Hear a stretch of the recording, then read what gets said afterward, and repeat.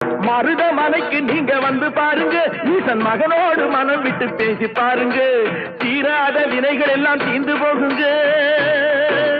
சத்தியமா சொல்லுறேன், தீராத வினைகள் எல்லாம் தீர்ந்து போகுங்க.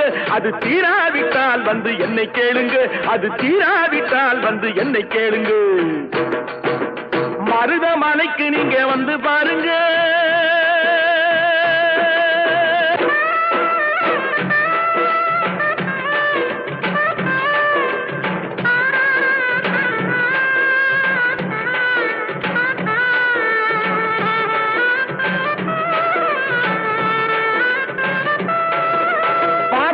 சிவனாரும் மிதிச்ச மலை, இங்கு பாம்பாட்டு சித்தர் வந்து வசிச்ச மலை.